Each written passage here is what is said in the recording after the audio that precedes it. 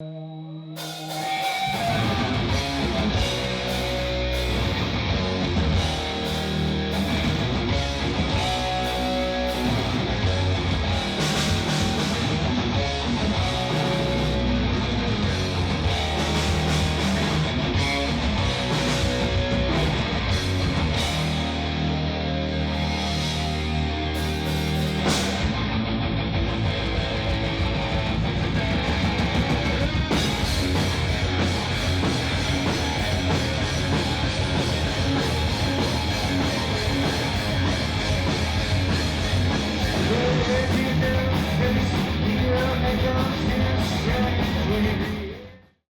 Jimmy Black with Music on 11. I'm here with Michale Graves in the Vanguard in Tulsa, Oklahoma.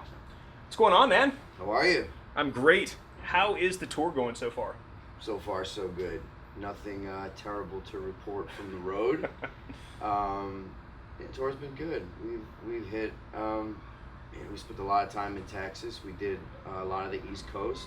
We're working our way north right now towards Chicago, and then we turn towards the east, do a couple of shows on the East Coast, and then work our way to the West Coast for Halloween at Whiskey A Go-Go in Los Angeles. That actually was going to be my next question, is what your big plans for Halloween were going to be. Whiskey A Go-Go in Los Angeles is having us. Is that going to be Halloween night on the 31st? Yep. I think that's Monday. I believe. Monday? Loki's saying yes. Confirmation, Monday. With Wednesday 13. With Wednesday 13. Awesome. So you've been really, really busy. You've had 2 albums released this year. You've had Worlds Collide in March, and then you did an acoustic album of those songs. Yep. So, and I know that's not the first time you've done that. What made you decide to go ahead and re-record that and do an acoustic album?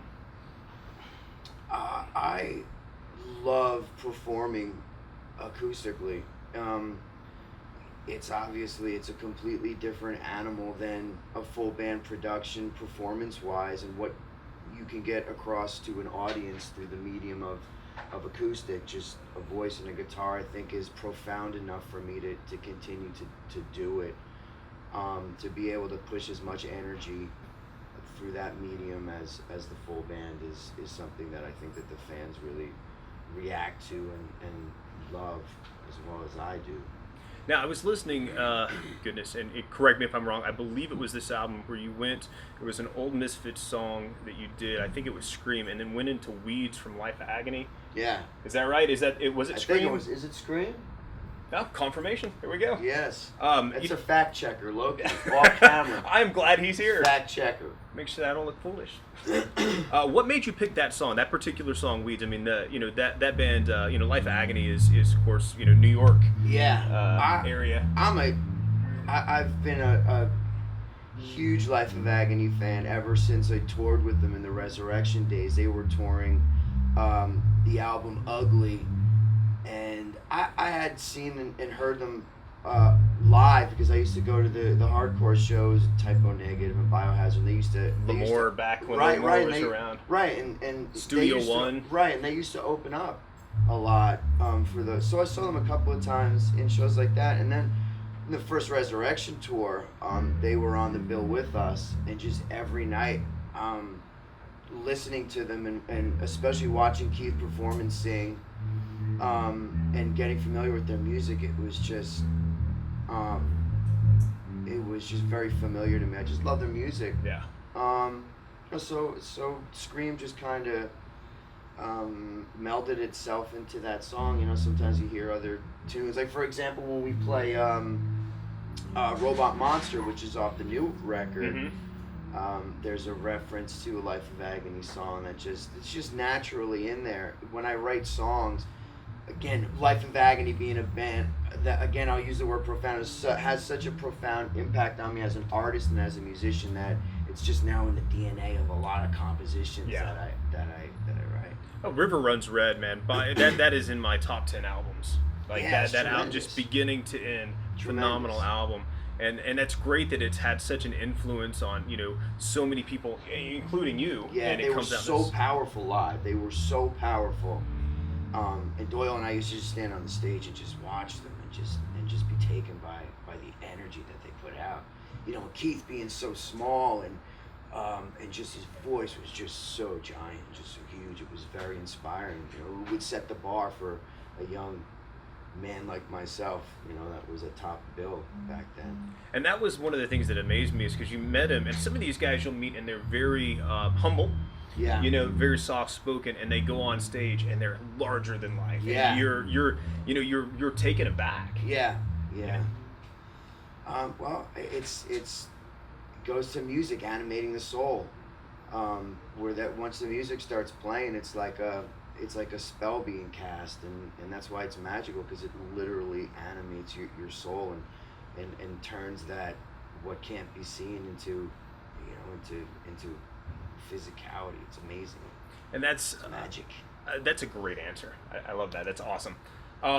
Now, as far as influences go, now you mentioned, of course, Life of Agony. What other influences do you have? This question always gets me in trouble. Let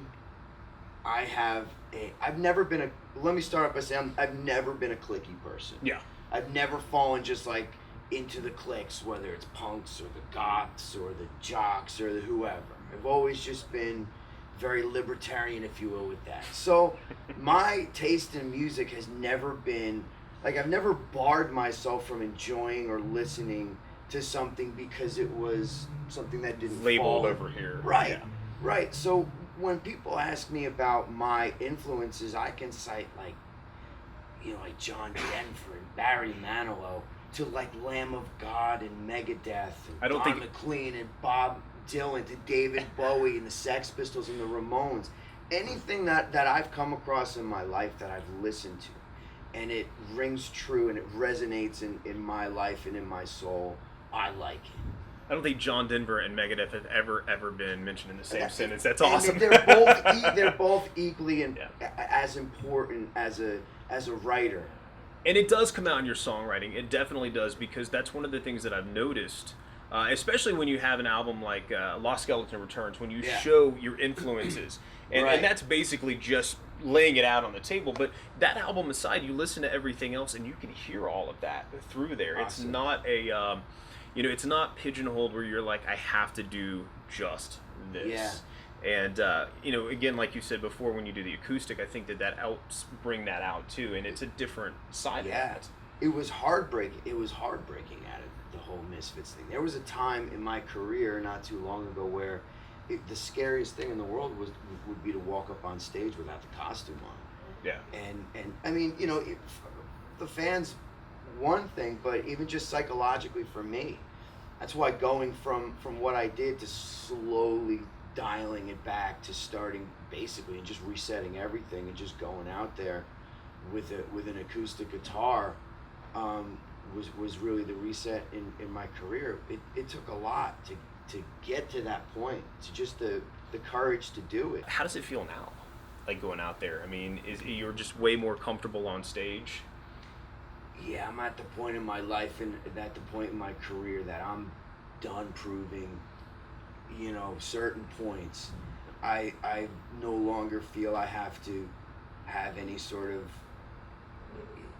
costume at this point. I especially with this tour, this is the first tour that I haven't gone up and worn those duct tape pants. And again, it's to acclimate the audience and to also to make a point that, again, I'm confident in my abilities. Yeah. That when I go up there, I am one of the best performers, certainly in this genre. Mm-hmm. If you just want to keep it in this genre, I'm up there, top of the heap. And I don't need any sort of fancy gimmick.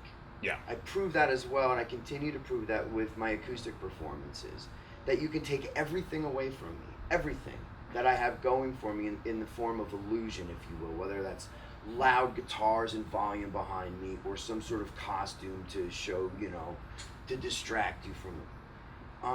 And so yeah, I go up there now and I just rock. I have my voice and again, the physical aspect of my show, the amount that I'm putting out and still my ability to be on point as far as vocalist is and to perform at a professional, optimal level every night. Is what I'm doing.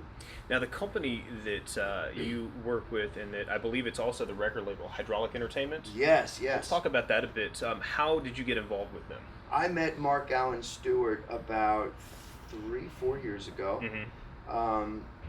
We sat down and we met for months and months and months, and we kept on trying to figure out how we could work together and what was going to be synergistic in our careers, and talked about building a company, and we finally took the jump and started with Vagabond. Yeah. And I mean, like, I don't even know how many records since then we've put out. We're just a production machine. We're a small scale operation, and we continue to build the company. One of the things that sets us apart from and makes us unique is the experiential component that we have with all of our projects. That gives the fans unprecedented access to myself and the company and the projects that we're doing. And say what you want about crowdsourcing.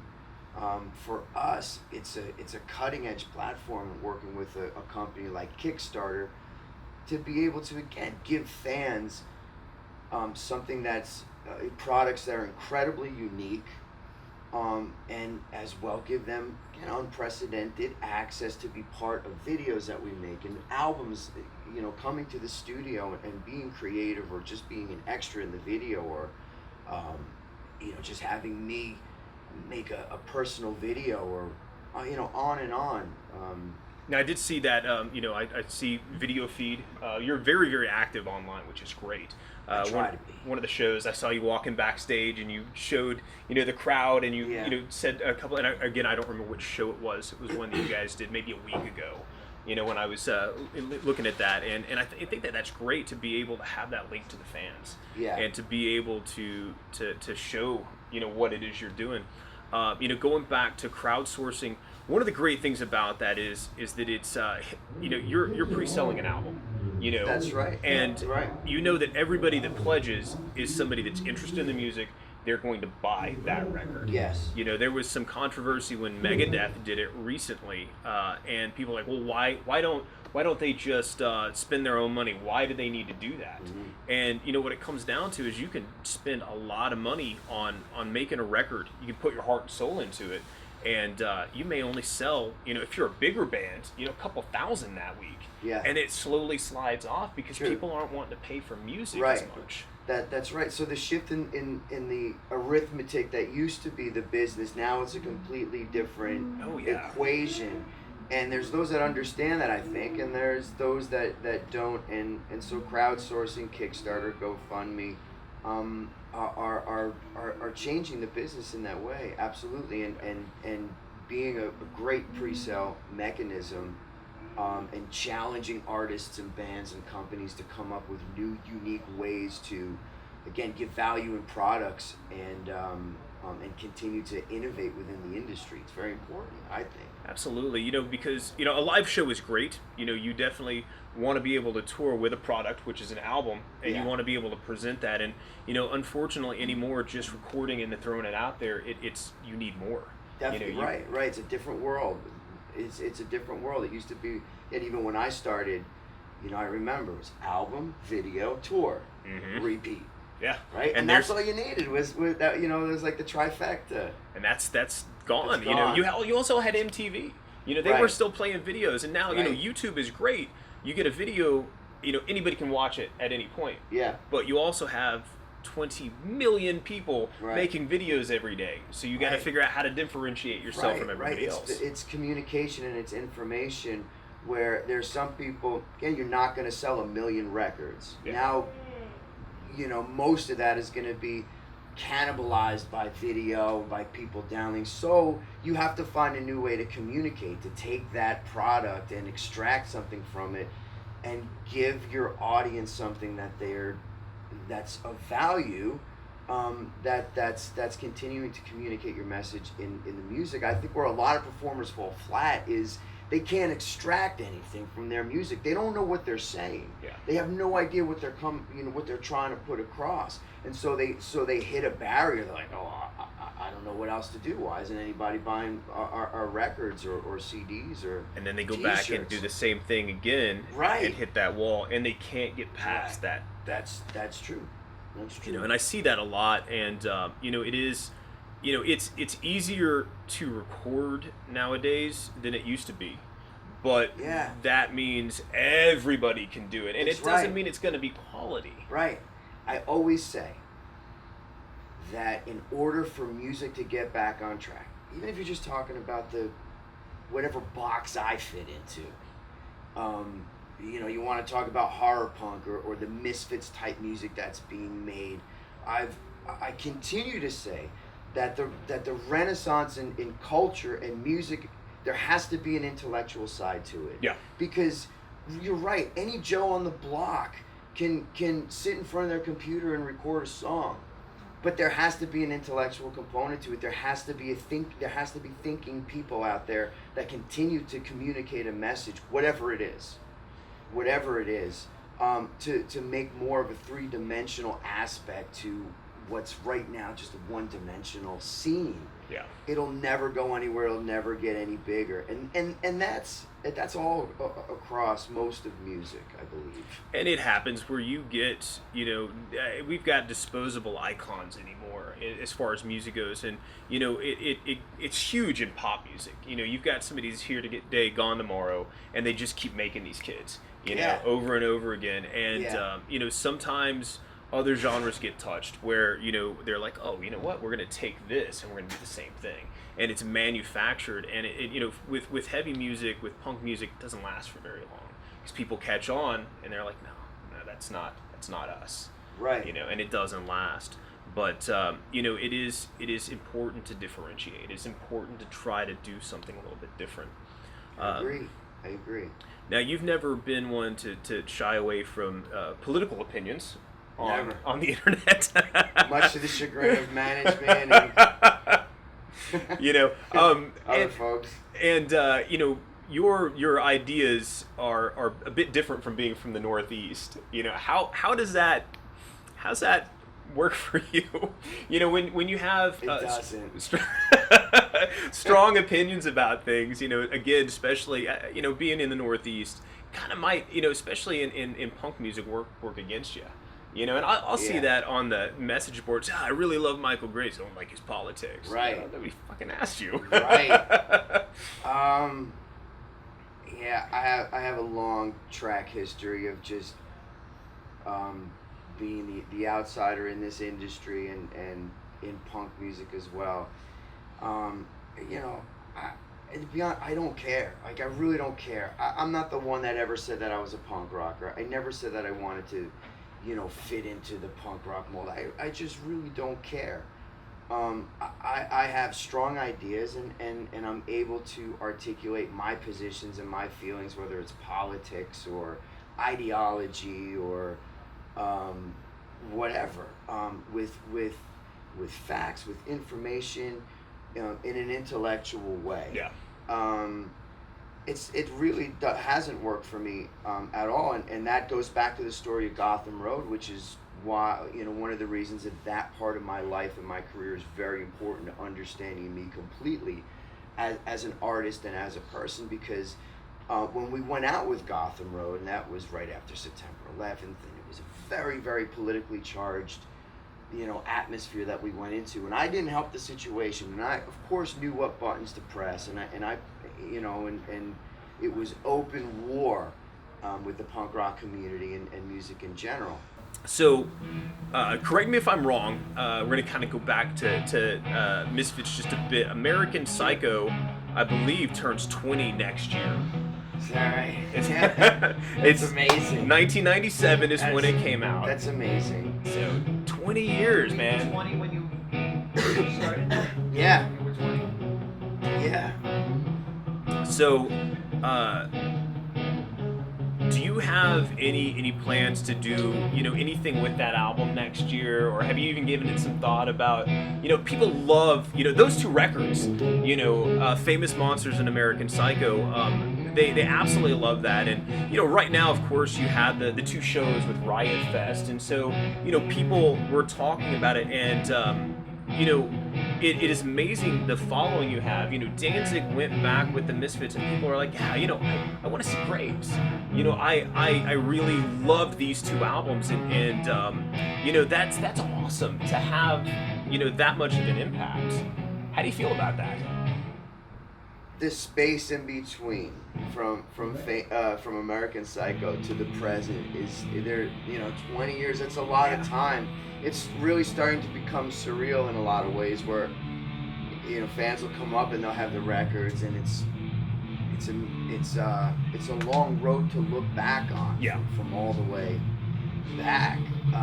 But then again, when I play the songs or I hear the songs, it's just as fresh in my mind and in my soul as if it happened yesterday. What an amazing group of songs. What an amazing accomplishment those years were for all of us, and for the legacy of the Misfits. I know all the inside baseball, so certainly, to be honest, when the Misfits got back together, I had mixed feelings about it. But the fan in me, the part of me that loves the Misfits as much as the next guy, I thought that was the greatest thing in the world, and damn that it took so long for those guys, whatever was holding them back, from being creative together and smiling and sharing something that bandmates like that shared, a certain bond that only they understand. I think that's wonderful. I think it's a beautiful thing for them, and I think it was a really great solidifying event for the fans as well. Yeah, absolutely. I was there in Denver, and everybody on stage was smiling. Would you ever entertain the idea of playing those songs with that group of artists again? I've always entertained that. Mm-hmm. I've always entertained it. I've always been the one calling for diplomacy, and because whether it's out with this group of guys, or whether I'm out with Marky Ramone, or out by myself, all over the planet, all over the world, there's fans of that era. And that music is important in their lives, and they're passing it on to their children. Yeah. We get young people coming to see us, and so I'm not the one that's holding it back. I'm not. I'm not the one that can make it happen either. Right. But it's good to hear that you're open to that, and that's not a door that's closed and locked. That's of course not.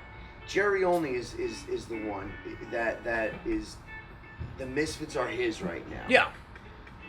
And so I think I know it has to come from that camp.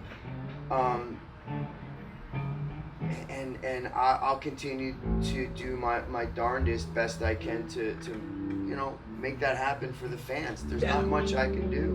What I do is I keep the music and the spirit and the legacy alive by touring the way that I do, and putting out the music that I do, and speaking to journalists like yourself. And you play it all out there. And you play some of those songs at night too, so fans can come and hear the ones that you wrote and played on those albums. Yeah, it's still alive. We keep it alive. We understand, because those songs are so important to the fans, and they're still important to me. They're still important to us.